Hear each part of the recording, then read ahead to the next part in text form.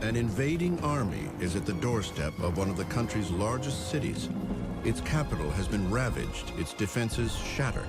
Only one thing stands between the enemy force and the nation's destruction: the will of 15,000 men and women determined to defeat America's first invasion.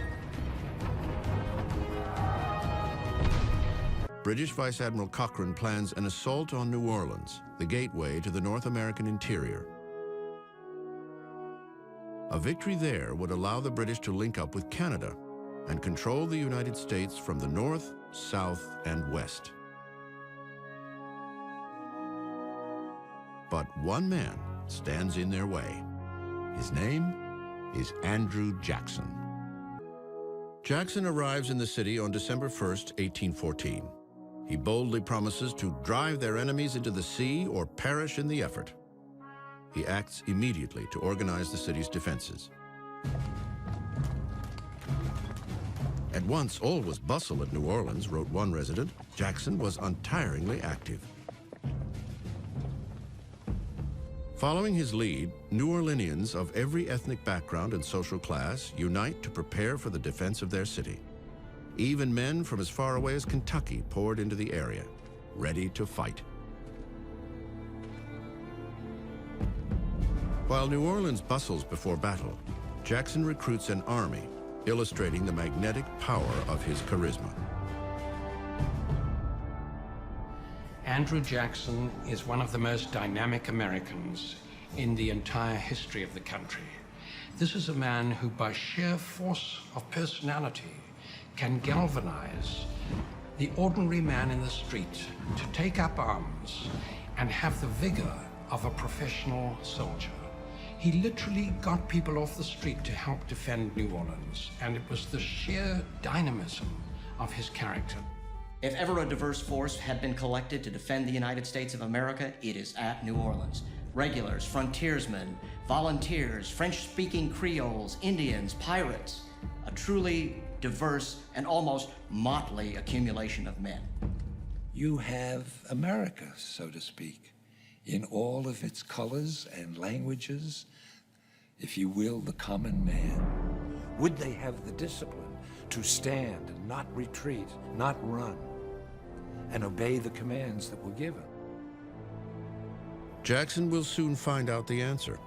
His ragtag army of nearly 4,000 mostly untrained men doesn't appear to stand a chance against the 10,000 British troops headed their way. On January 7th, 1815, after weeks of holding off the British invaders, Andrew Jackson's ragtag army of 4,000 men lie in wait. At any moment, the inevitable attack will begin. The Battle of New Orleans will be the climactic showdown of the War of 1812.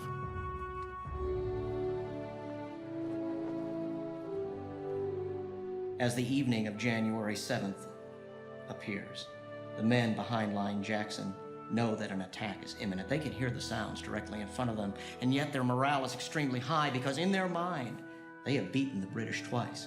And they feel themselves almost invincible, each man relying upon that piece of wall that he himself has constructed. And it is their morale coupled with good luck which will turn the tide of the battle. In the pre-dawn mist of January 8, 1815, the British begin their advance. At sunrise, the mist clears, exposing the oncoming British force, rocket fire lighting their way. Press your lines.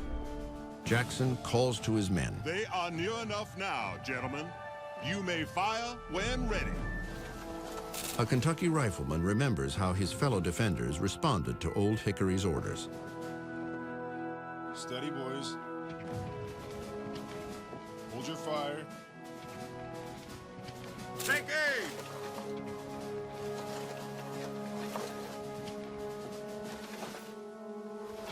Fire! Then the heavy iron cannon, and some thousands of small arms joined in and made the ground shake under our feet.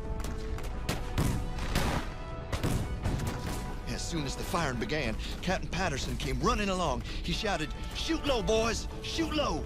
Break them!"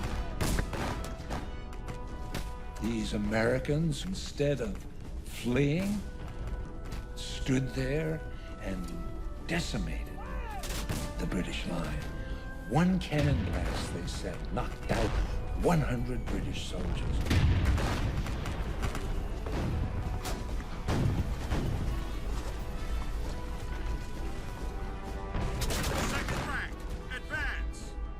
And the Americans fired right into the faces of these men. It was like roaring hell, said one commentator.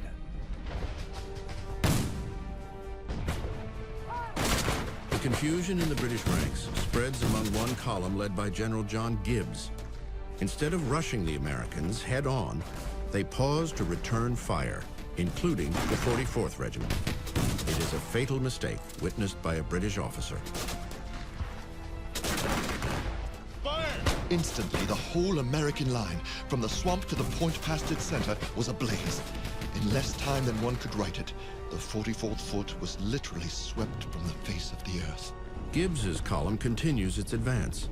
Soldiers scramble into the ditch in front of the American line, but without extra ladders, they cannot scale the rampart and become easy targets for Americans pouring fire directly into the column. Panic breaks out and erupts into widespread chaos.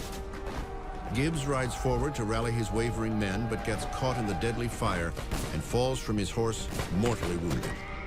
Soon after, General Keane also goes down. At this crucial point in the battle, the British have their best chance to break through the American line.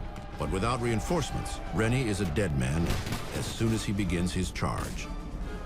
The commanders of the two primary columns have been mortally wounded or killed. Other field officers are dead. There's no one left to command. Pakenham moves forward to try and rally retreating troops. He's hit in the knee. His horse is killed. His aide gets him another horse. But another round of grape shot rings out. He's hit. This time, it's fatal. He's hit through the arm and the spine.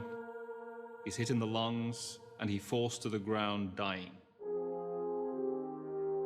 The British Army has lost its commander. In just 20 minutes, the British High Command has been obliterated. The survivors realize they will never reach New Orleans and halt the attack. Improbably, Old Hickory's ragtag army has just trounced the world's best fighting force in little more than 2 hours.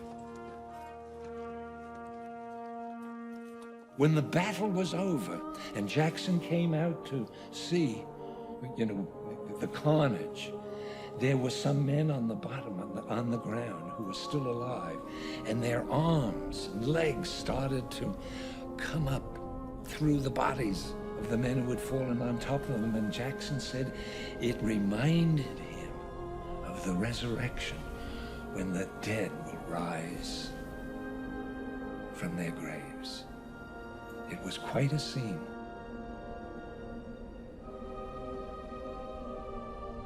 More than 2,000 British soldiers have been killed, wounded, reported missing, or taken prisoner.